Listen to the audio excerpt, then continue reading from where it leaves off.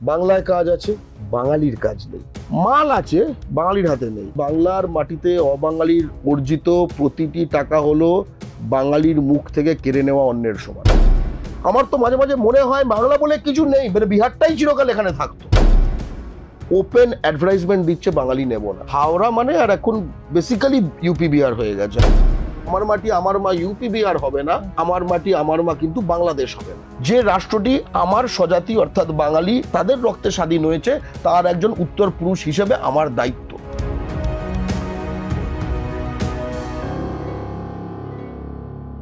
নমস্কার, আপনারা দেখছেন এই সময় অনলাইন। আমি মধুরিমা রয়েছি আপনাদের সঙ্গে।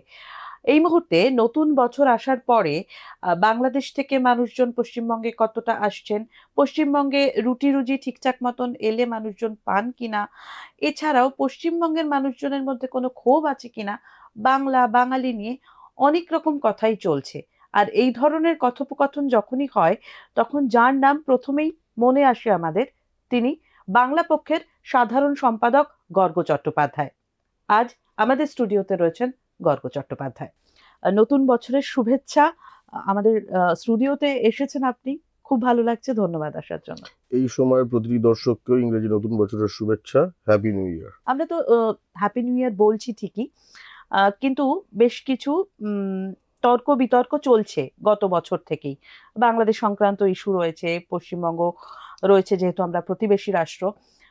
তার আগে আমি যে বিষয়টা একদম সরাসরি আপনার কাছে প্রশ্ন রাখবো, যে কেন্দ্রীয় সরকারের একটা সমীক্ষা পড়ছিলাম যেখানে বলা হয়েছে পরিযায়ী শ্রমিক, সেটা বাংলা থেকে যাচ্ছেন এমনও এবং বাংলায় আসছেন যারা তেমনও, এই দু ক্ষেত্রেই প্রথম 5টি যে রাজ্যের কথা বলা হয়েছে তার মধ্যে বাংলা রয়েছে। অর্থাৎ যাচ্ছে সেক্ষেত্রেও, আসছে সেক্ষেত্রেও। আপনার বিশ্লেষণ কি?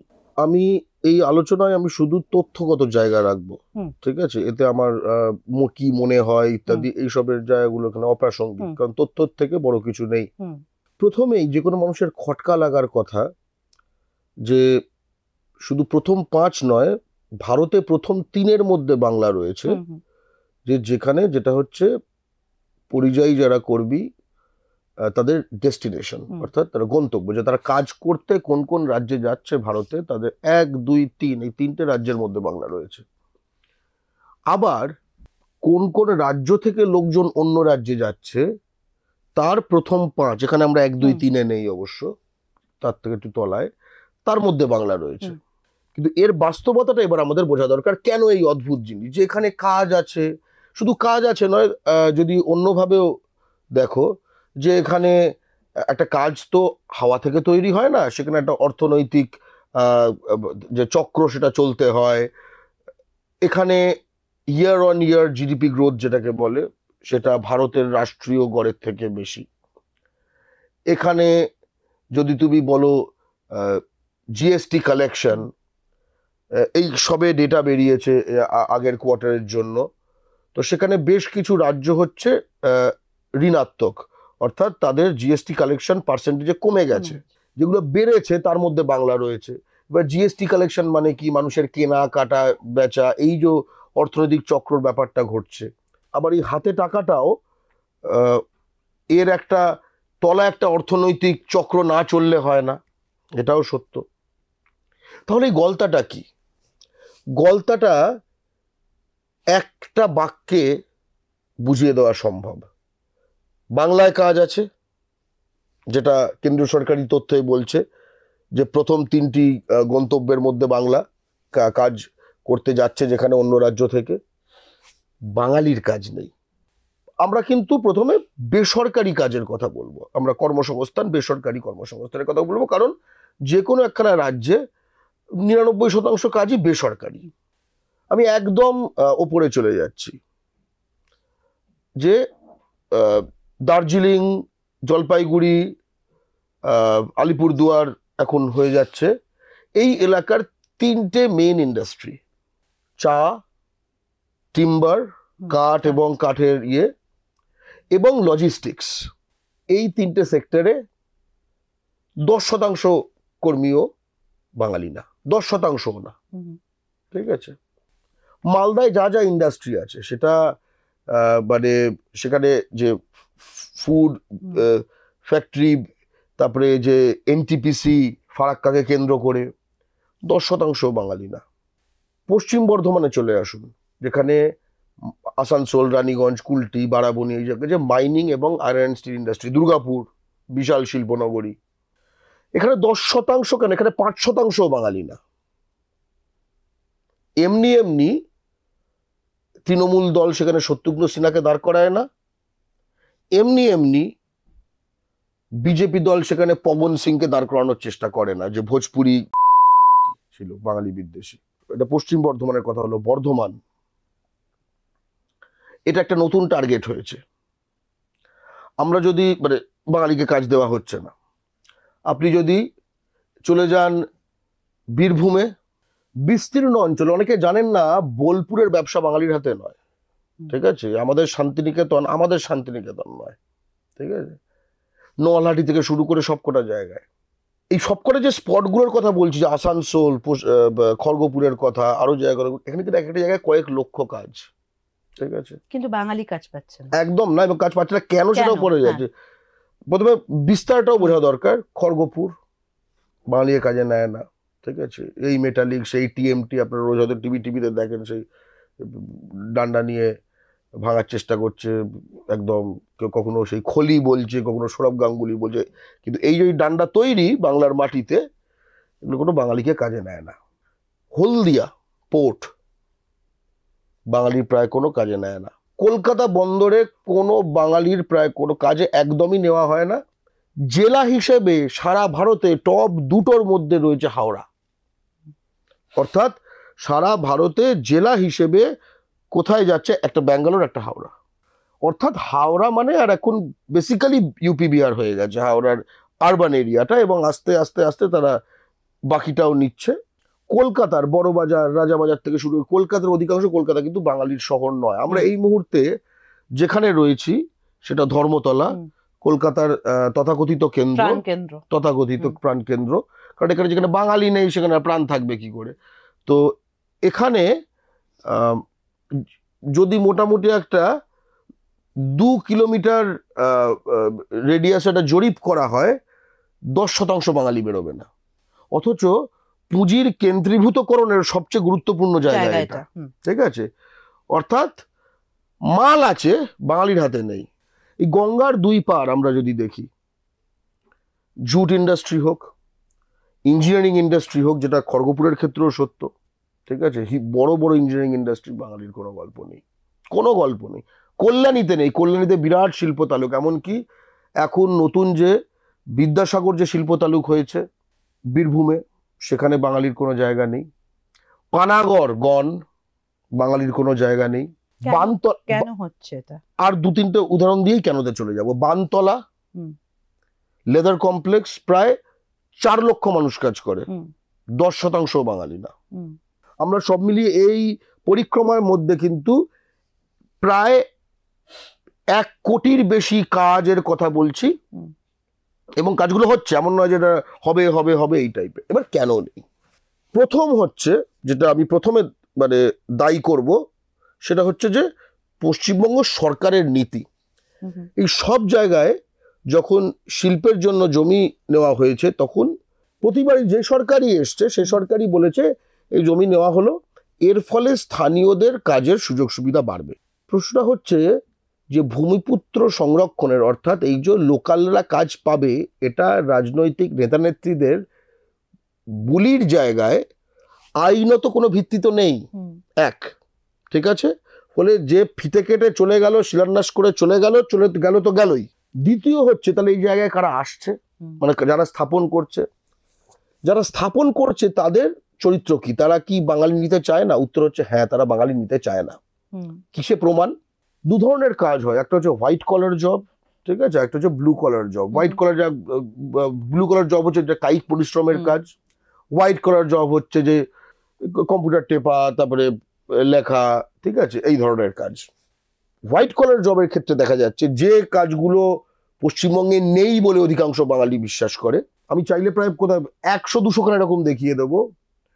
30,000, 40,000, 50,000, 1 লাখ এরকম মাস মাইনের চাকরি ওপেন অ্যাডভার্টাইজমেন্ট দিচ্ছে, বাঙালি নেব না, বিহারি নেব, মারোয়ারি নেব, বাঙালি নেব না।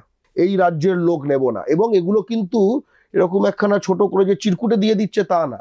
monster.com, naukri.com, টাইমস জবস, ঠিক আছে, মানে যেগুলো আর কি বড় চাকরির পোর্টাল, মানে এরা ওপেন, এদের কাছে এই যে এরা বেআইনি জাতিবিদ্বেষী এই কাজকর্ম এটা কিন্তু ওপেন করছে। এখানে আমি সরকারের ব্যর্থতা বলবো, এই একটাও কোম্পানির বিরুদ্ধে কোনো স্টেপ নেওয়া হয়েছে? আমাদের লেবার ডিপার্টমেন্ট কোনো স্টেপ নিয়েছে? এটা তো গেল হোয়াইট কলার, ঠিক আছে, যেগুলো এরকম অ্যাডভার্টাইজ করে খুঁজতে হয়। ব্লু কলারে সেটা একদম বাঙালির সেখানে বাদ, বাঙালিকে নেওয়া হবে না, জায়গা নেই একদম। এটা বড় কারণ হচ্ছে যে এগুলোর মালিকানা যাদের, তারা বাঙালি বিদ্বেষী। ঐতিহাসিকভাবে বাংলার পুঁজি তারা দখল করেছে, ব্যবসা বুদ্ধিতে নয়, 2 নম্বরি করে, লোন খেলাপি করে, খুন খারাপি করিয়ে, একে ধরে তাকে ধরে, কালোবাজারি, মজুদদারি, এই ধরনের জিনিস করে এরা, বড় বাজার হচ্ছে এদের সেন্টার। এবং এদের যে বাঙালি বিদ্বেষ, এরা তো জানে এরা এরা এরা পাপী, আর বাঙালিও জানে। ফলে এরা আশপাশে নিবিষ্ট নিজেদের রাখতে চায় এই ইউপি বিহার সব জায়গা থেকে। এবং দেখবেন এদের যে আলিপুর হোক বা অন্যান্য জায়গা হোক, এদের যে প্রাসাদগুলো, সেখানেও কিন্তু গার্ড ঠার্ড ওই ইউপি বিহার থেকেই থাকে। মানে এদের ফ্যাক্টরির চিত্রটা এদের আসলে বাড়ির চিত্র থেকে বুঝে যাবেন। অথচ অপেক্ষাকৃত এমএনসি যেগুলোকে আমরা বলি, যাদের সঙ্গে ভারতের সঙ্গে কোনো সম্পর্ক নেই, বাংলারা তো ভারতীয়, তাদের কোম্পানিগুলোতে দেখে একটু বেটার অবস্থা। আমি এই কথাটা বললাম, এই কথাটার ফলে অনেকে যারা একটু মানে পুঁজির কোনো জাতি হয় না, পুঁজি তো পুঁজি, এই ধরনের কথা বলে, পুঁজি তো বুঝে নেবে যে সে সবচেয়ে কম টাকায় কি করে মুনাফা বার করতে পারে, শ্রমিক নিষ্পেষণ করে, এরকম ধরনের যে যারা বস্তা পচা তত্ত্বগুলো যারা বলেন, তাদেরকে আমি শুধু 2টো ভিজিট করতে বলবো, কারণ ভিজিটটা আমি করেছি। হলদিরামের ফ্যাক্টরিতে যাবেন এইখানে, আর মুখরোচকের ফ্যাক্টরিতে যাবেন। দুটোই নামি যেটাকে বলে এই খাবার দাবার, মিষ্টি, চানাচুর ইত্যাদি এইসবের ব্র্যান্ড। মুখরোচকে প্রায় সব বাঙালি, হলদিরামে প্রায় কোনো বাঙালিই নেই। এটা কি করে হলো? এটা কি করে হলো? হলদিরামে বাঙালি নেই কেন? মুখরোচকে সব বাঙালি, এটা অস্বাভাবিক কিছু নয়, কারণ কোম্পানিটা বাংলায় অবস্থিত, ব্যবসা করছে। হ্যাঁ, কিন্তু হলদিরামও তো বাংলায় অবস্থিত। আচার্য প্রফুল্লচন্দ্র রায় এই যে ফেনোমেনাটি আজকে আমরা নিয়ে আলোচনা করছি, আজ থেকে প্রায় 100 বছর আগে কিন্তু এই প্রক্রিয়াগুলো শুরু হয়ে গেছিল। যে কারণে উনি বলেছিলেন যে বাংলার মাটিতে অবাঙালির অর্জিত প্রতিটি টাকা হলো বাঙালির মুখ থেকে কেড়ে নেওয়া অন্যের সমান। খুব স্পষ্ট, এর থেকে স্পষ্ট কথা আর হয় না। তো এই কথাগুলো এখন বললে তো আচার্য প্রফুল্লচন্দ্র রায়কেও জাতিবিদ্বেষী হয়তো বা কিছু একটা বলা হবে, এই বিভেদ করছে ইত্যাদি ইত্যাদি। অথচ কদিন আগে আমাদের বাংলার শ্রমমন্ত্রী মলয় ঘটক, উনি বাংলার বিধানসভায় একটি তথ্য পেশ করলেন, যেটা দেখলাম একদম আমরা যা বলছি তাই। 21 লক্ষ বাংলার ভূমিপুত্র তারা অন্যান্য রাজ্যে কাজ করতে যান। 21 লক্ষটা ছোট সংখ্যা নয়। আবার একই সঙ্গে আরেকটা তথ্য দিয়েছেন, সেটা হচ্ছে যে 1,20,00,000 অন্য রাজ্য থেকে বাংলায় এসছে, অন্য রাজ্য থেকে 21 লক্ষ গেছে আর 1,20,00,000 এসছে। রেশিওটা হচ্ছে 1:6, ঠিক আছে। তার মানে বাঙালি যাচ্ছে, যারা 6 গুণ ঢুকছে, তাদের আবার নারী প্রতি সন্তান উৎপাদনের হার বাঙালির ডবলের বেশি। বিহারের নারী প্রতি শিশুর জন্মহার 3.4, পশ্চিমবঙ্গের নারী প্রতি শিশুর জন্মহার 1.6। আমি যে বললাম না, আমি শুধু তথ্য নিয়ে কথা বলবো, ঠিক আছে। 6 গুণ এলো, তারা কিন্তু 3-4 বছরেই এটা 12 গুণ হবে। এবং সে কারণেই আমাদের এখানে এই জিতেন তেওয়ারিরা তৈরি হয়েছে, এই অর্জুন সিংরা তৈরি হয়েছে, এই ববি হাকিমরা তৈরি হয়েছে। যে কারণে বাবলা সরকারকে বাংলার মাটিতে একজন বিহারের, কাটিহারের একজনের হাতে খুন হতে হলো। তার মানে এটা কি, এখানে তাদের এত বেড়ে গেছে, তারা আবার এখানে যে একটু শক্তিশালী বাঙালিদের এলিমিনেট করতে চায়, সে দেশওয়ালি ডাকছে। কলকাতা ট্রাম কোম্পানিতে শিবপ্রসাদ সিং না কি প্রসাদ সিং সে কাজ করত, সে মারা গেছে। আরেকজন দেশওয়ালি, সে তার সন্তান না, মানে এরা ভেতরে থেকে এই সব ইউনিয়ন, এখানে কিন্তু কোনো শ্রমিক পাওয়া যেত না, এখানে মজদুর পাওয়া যেত শুধু। তুই পশ্চিম বর্ধমানে যাবে, কোনো শ্রমিক ইউনিয়ন নেই, সব মজদুর ইউনিয়ন, ঠিক আছে। কামগার ইউনিয়ন, কোনো শ্রমিক হয় না সেখানে, এই খেটে খাওয়া মানুষ হয় না, ঠিক আছে, খেটে খাওয়া খাটকে খাওয়া ইনসান হয় শুধু। সে মারা গেছে এবং তারা এমন করে দিয়েছিল কেউ ভাবতে পারে না যে পোষ্যটা কি সে চাকরি পাবে, সে সিস্টেমও ছিল। সেই পোষ্যটাও দেশওয়ালি, সেই পোষ্যটা ফলস। মানে আমি শুধু একটা উদাহরণটা দিলাম যে একটা সরকারি চাকরি এখানে সে দখল করেছে, সে মরে গেছে, যাকগে যাক, তার জায়গাটা বাঙালির জন্য খালি হবে তা না, তার ছেলে থাকলে পেত, ছেলে নেই, ছেলে না হলে কি হবে, একটা দেশওয়ালি আমাদের গ্রামের কেউ ছাপড়ার আড়ার একজন ওখানে চাকরি পেয়েছে, তার ফাঁকা হয়ে যাবে। একজন ফলস নিজেকে সন্তান বানিয়ে সেখানে রীতিমতো চাকরি করেছে।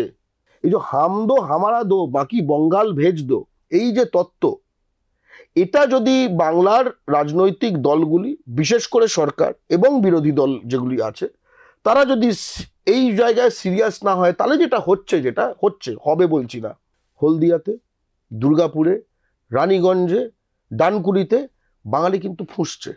বাঙালি কিন্তু এখন আইন নিজের হাতে তুলে নিচ্ছে, কারণ সে চোখের সামনে যখন দেখছে আউটসাইডাররা ঢুকছে, তারা কাজ পাচ্ছে না, তাদের ছেলে মেয়ে পরিযায়ী হয়ে যাচ্ছে। এখানে মানে বাংলার পুকুরগুলি ধ্বংস করে তাদের পরব চলছে। আর দুর্গাপুজো, কালী পুজো, ঈদের সময় বাঙালি ছেলেটি মুম্বাইতে, ব্যাঙ্গালোরে বসে মায়ের সঙ্গে ভিডিও কলে কথা বলছে আর মায়ের চোখ থেকে জল পড়ছে। এই বাস্তবতাটা কিন্তু বেশি দিন চলে কোথাও, পৃথিবীতে কোথাও চলেনি। এটা আমি বাংলা পক্ষর সাধারণ সম্পাদক হিসেবে চাই না যে এটা ফেটে পড়ুক, আমি চাই যে এর একখানা আইনসম্মত সমাধান হোক। তুমি যদি সরকারি ক্ষেত্রে বলো, এই যে কাঁচরাপাড়া রেলওয়ে ওয়ার্কশপ, এই যে লিলুয়া রেলওয়ে ওয়ার্কশপ, তোমার ধরো খড়গপুরের যে কলকাতা পোর্ট, এর মধ্যে একটা কমন জিনিস দেখবে, এগুলো সব কেন্দ্রীয় সরকারের প্রতিষ্ঠান, মানে বাঙালি নেই। কিন্তু রাজ্য সরকারের প্রতিষ্ঠান বাঙালি নেই, এটা বোধহয় পশ্চিমবঙ্গে সহজ ছিল। আমি ট্রাম কোম্পানির কথা বলছি। এটা একটা বন্ধ করার সময় শুধু আসেনি, এই নিয়ে আমি গতকাল বলছি, এটা এখন কন্ট্রাকচুয়ালেও ঢুকে গেছে। এগুলো তো ধরো সরকারি চাকরি। গবেষণা প্রতিষ্ঠান Indian Institute of Chemical Biology, যাদবপুরের অপোজিটে, বিজেপির কেন্দ্রীয় সরকার তারা একটা ডিরেক্টর পাঠিয়েছে ট্যান্ডন, ইউপির। সে বছরের প্রথম দিনে 51 জন বাঙালি ঠিকাকর্মী, কিন্তু তারা 15, 20, 25 বছর ধরে কাজ করছে, তাদেরকে বার করে দিয়েছে। ওই ঠিকার টেন্ডার, মানে ম্যান পাওয়ারের যে টেন্ডার, সেটা দিয়েছে ইউপির একটা কোম্পানিকে, তার দেশওয়ালি, এই মহিলা গোরখপুরের। তারা আবার এনেছে দেশওয়ালি তাদের লোক, অর্থাৎ আমরা লড়াই করে আটকেছি সর্বক্ষেত্রে। এবং এটা যে কি ভয়ঙ্কর একটা জায়গা চলে যে ডেমোগ্রাফিক চেঞ্জ। এই যে কদিন আগে মাননীয় মুখ্যমন্ত্রী বলেছেন নবান্নে বসে যে আমরা 4-5টা রাজ্যের বোঝা বইছি। উনি কেন বলেছেন এটা? এই জায়গা থেকেই পরের প্রশ্নটাই আসবে। উনি তো জানেন বিষয়টা আসলে। সেটা হচ্ছে যে মুখ্যমন্ত্রী প্রশাসনিক বৈঠকে বলেছেন যে বিএসএফ এর প্রতি তার ক্ষোভ ব্যক্ত করেছেন কেন্দ্রীয় সরকার, বিএসএফ। এমনকি অভিষেক বন্দ্যোপাধ্যায়কেও বলতে শোনা গেছে যে ডাবল ইঞ্জিন সরকার যেখানে, সেই রাজ্যগুলোতেও নজর দেওয়া হোক এই বিষয়। আপনারা দীর্ঘদিন ধরে বাঙালি জাতির জন্য লড়াই করছেন, এই মতাবস্থায় দাঁড়িয়ে মুখ্যমন্ত্রীর বক্তব্যকে আপনি মানে সহমত পোষণ করেন? প্রথমত এই বিষয়ে বাংলা পক্ষের একটি খুব স্পষ্ট জায়গা আমরা বলে রাখতে চাই। পশ্চিমবঙ্গ কার, অর্থাৎ পশ্চিমবঙ্গ কার, মানে পশ্চিমবঙ্গের মালিক কে? পশ্চিমবঙ্গের মালিক হচ্ছে হিন্দু মুসলমান নির্বিশেষে পশ্চিমবঙ্গের ঘটি এবং পূর্ববঙ্গ থেকে নিপীড়িত হয়ে আসা, ধর্মীয় কারণে নিপীড়িত হয়ে আসা সংখ্যালঘু বাঙালি এবং ভূমিপুত্ররা, এরা হচ্ছে পশ্চিমবঙ্গের মালিক। পূর্ববঙ্গে যারা সংখ্যাগুরু মুসলমান, তারা ধর্মের কারণে নিপীড়িত হতে পারেন না সেখানে, তাই ইকোনমিক মাইগ্রেশন বা আদার কোনো কারণে মাইগ্রেশন আমরা অ্যালাউ করব না। খুব স্পষ্ট কথা। যে কারণে আমরা যে কারণে আমরা বলছি যে আমার মাটি আমার মা ইউপি বিহার হবে না, একইভাবে আমার মাটি আমার মা কিন্তু বাংলাদেশ হবে না। ঠিক আছে, এটা পশ্চিমবঙ্গ, এটা আমাদের শেষ ঠিকানা, এটা আমরা ছাড়বো না। এক, ফলে পশ্চিমবঙ্গ কার হাতে থাকবে এটা খুব গুরুত্বপূর্ণ। পশ্চিমবঙ্গ চিরকাল একটি হিন্দু বাঙালি মেজরিটি রাজ্য থাকতে হবে, যেখানে যারা ঘটি মুসলমান বাঙালি তাদের সমান অধিকার থাকবে। এইটাই হচ্ছে আমাদের ঐতিহাসিক গন্তব্য এবং এটা যে সভ্য বাংলা তার পরিচয়। ফলে বাংলাদেশ থেকে যদি অবৈধ অনুপ্রবেশকারী ঢোকে, সেটা আমাদের জন্য চিন্তার। সেটা কি বিরাট চিন্তার কারণ? বিরাট চিন্তার কারণ আমরা কিভাবে বুঝবো? সংখ্যার জায়গা থেকে, ঠিক আছে? যারা ক্রিমিনাল ঢোকে, যারা টেররিস্ট ঢোকে, সেটা তো চিন্তার কারণ বটেই, কিন্তু তার জন্য স্পেসিফিক মডিউল আছে। কিন্তু গণহারে আমার জীবন, জীবিকা, জনবিন্যাস এই ক্ষেত্রে চিন্তার কারণ কিনা, এর জন্য গুরুত্বপূর্ণ হচ্ছে সংখ্যা, ঠিক আছে? ফলে আমি এই চিন্তার কারণ সংখ্যার কথাটা বলছি যে জীবন, জীবিকা, জনবিন্যাসের জায়গা থেকে। আর অবশ্যই আমরা দেখেছি পশ্চিমবঙ্গের যে STF থেকে শুরু করে তারা যথেষ্ট সজাগ। প্রথম হচ্ছে যে বাংলাদেশ থেকে যদি ধরে নিলাম দাড়িওয়ালা, ঠিক আছে, লুঙ্গি পরা বাংলাদেশি মুসলমান হু হু করে ঢুকছে, হু হু করে, মানে ঠিক আছে। ইনফ্যাক্ট সংখ্যাগুলো কিরকম বলা হয়েছে পাবলিকলি, দিলীপ ঘোষ বলেছে 1.5 থেকে 2 কোটি, ঠিক আছে। এরকম আরো ফ্লোটিং অনেক নাম্বারস যে যার মতো বলে। তো আমরা কিছু তথ্য প্রথম কথা সকলের সামনে, এবং এই তথ্যগুলো যখন শুনবেন একটু নিজের মাথাতেও আঁচাবেন, ঠিক আছে। এর ফলে যদি আপনার মনে হয় যা যা শুনে আসছেন চারিদিকে সেগুলো সঙ্গে তো মিলছে না, তাহলে আপনার বোধকে প্রশ্ন না করে যা শুনে আসছেন তার সত্যতাকে প্রশ্ন করুন, আমি এটাই বলবো, ঠিক আছে। কারণ এটাই হেডকোয়ার্টার, মাথা, এটাকে কারোর কাছে জিম্মি দেবেন না। বাংলাদেশ থেকে যদি কোটি কোটি মুসলমান বাংলাদেশি ঢুকে থাকে, তাদের মুখের ভাষা বাংলা, তাহলে যেখানে ঢুকছে সেখানে বাংলা ভাষীর সংখ্যা প্রচুর বেড়ে যাবে, এটাই স্বাভাবিক। 1971, 1981, 1991, 2001, 2011 শেষতম জনগণনা, ভারতে বাংলা ভাষীর পার্সেন্টেজ বাড়েনি, 1 থাকেনি, প্রতি দশকে কমেছে। এটা একটা খুব অদ্ভুত ব্যাপার। তাহলে এই যে কোটি কোটি সকল তথাকথিত কোটি কোটি নাকি ঢুকছে, তা এরা কি জিন ভূত টাইপের? এই প্রশ্নটা জাগে। আচ্ছা, ধরুন এই কোটি কোটি বাংলাদেশি ঢুকেছে মুসলমান, তাহলে নিশ্চয়ই পশ্চিমবঙ্গে এমন কোন শহর, পৌরসভা, ওয়ার্ড কিছু তো থাকবে যেখানে আগের থেকে বেশি বাংলা শুনতে পাচ্ছেন। মানে আগে যেরকম বাংলা শুনতে, এখন বাংলাময় উঠেছে পরিবেশটা, মানে খাইতাছি যাইতাছি, ঠিক আছে, এই সবই চলছে, বা হয়তো বাংলা শিখে, মানে প্রচন্ড বাংলা ব্যাপারটা চলছে। আপনি হাওড়া থেকে যদি গঙ্গার পার ধরে হাওড়া হুগলি হয়ে, ঠিক আছে, পৌঁছে যান বর্ধমান অবধি করে, বর্ধমান স্টেশনে নামলেন, আপনার কি মনে হবে প্রচন্ড বেশি বাংলা বেড়ে গেছে? আপনি যদি হাওড়া থেকে উঠে আসানসোল অবধি যান, আপনার মনে হবে প্রচন্ড বেশি বাংলা বেড়ে গেছে? আপনি যদি শিয়ালদা থেকে উঠে নৈহাটি চলে যান, আপনার মনে হবে প্রচন্ড বাংলা বেড়ে গেছে? আপনি যদি শিয়ালদা থেকে উঠে এই পার্ক সার্কাস মল্লিকপুর পেরিয়ে, ঠিক আছে, আপনি বারুইপুর পৌঁছে যান, আপনার কি বরং আপনার মনে হবে বাংলা কমে গেছে, হিন্দি উর্দু বেড়ে গেছে। এবার তার মানে কি অনুপ্রবেশ ঘটছে না? উত্তর হচ্ছে হ্যাঁ। প্রশ্নটা হচ্ছে খুব স্পেসিফিক ধরনের যে অনুপ্রবেশ ঘটছে, এটা আটকাচ্ছে না বলেই এই যে একটা টেরর টিম ধরা পড়লো, আনসারুল বাংলা টিম, ঠিক আছে, এই ধরনের যারা একটা খুব নির্দিষ্ট লক্ষ্য নিয়ে ঢুকছে তাদের পাওয়া যাচ্ছে, ঠিক আছে।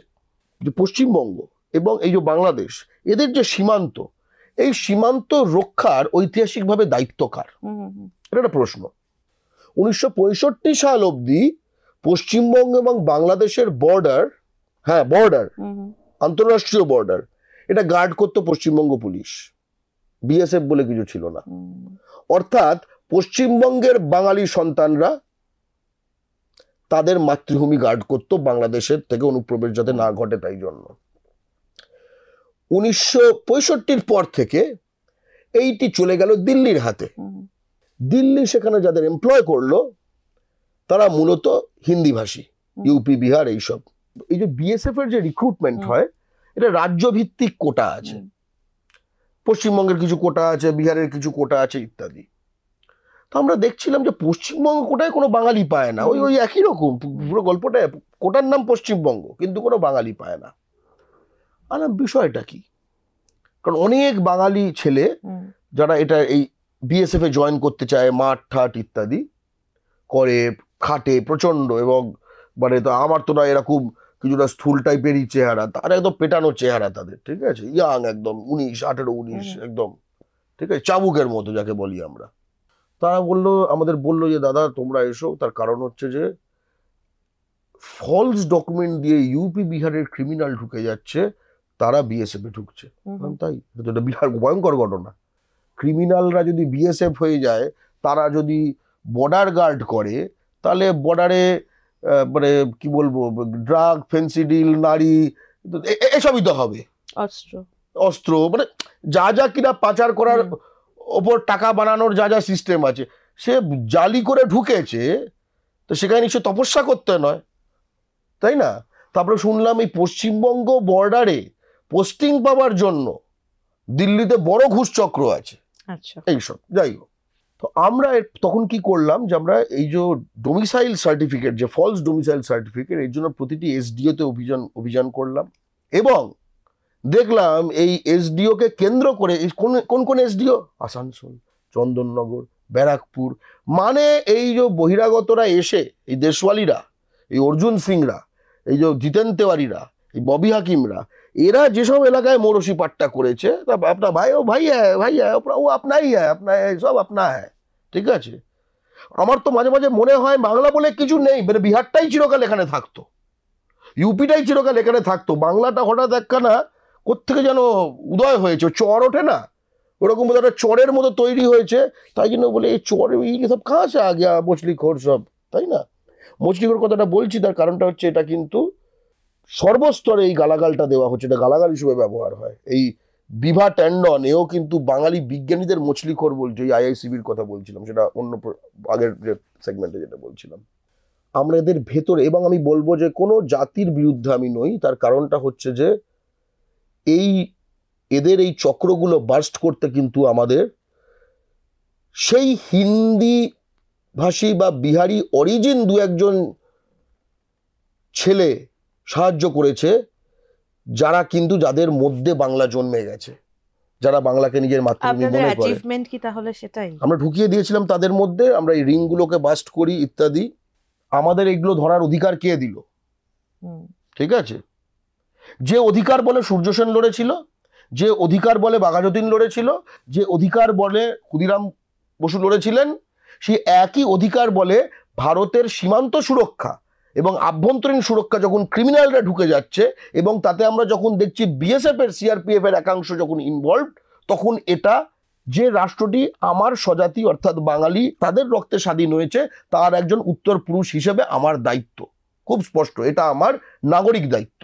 এবার ফলাফলটা বলি, গত কয়েক বছরে পশ্চিমবঙ্গ কোটার মোর দ্যান 60% এই বিএসএফ টিএসএফ এর চাকরি এই ইউপি বিহারের ক্রিমিনালরা পেয়েছে। আমি ইউপি বিহারের লোকেদের বলছি না, ইউপি বিহার থেকে স্পেসিফিক্যালি যারা ক্রিমিনাল তারা পেয়েছে।